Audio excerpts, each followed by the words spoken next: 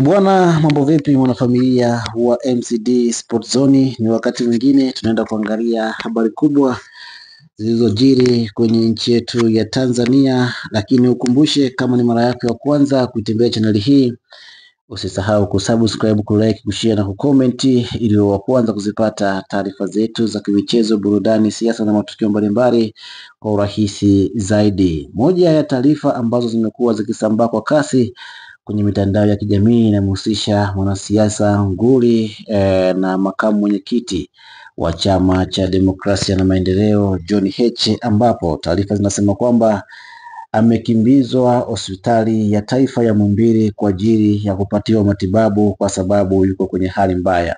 Hizi taarifa hazijatoka rasmi, lakini baadhi ya watu mbalimbali wametoa taarifa hii kwamba John Heche ana hali mbaya, amekimbizwa hospitali Muhimbili kwa ajili ya uangalizi zaidi wa afya yake. Bila shaka taarifa hizi ni taarifa mbaya kwa wanachadema na Watanzania wengine wengi ambao wanampenda bwana John Heche. Kumbuka alichukuliwa mahakamani alipokuwa anaelekea kwenye kesi ya Tundu Lissu, akachukuliwa na polisi na madai ya kwamba anataka kumpeleka Tarime kwa ajili ya kumfungulia kesi, ambapo alifanya makosa akiwa Tarime, lakini mwisho wa siku ikasemekana yupo Dodoma.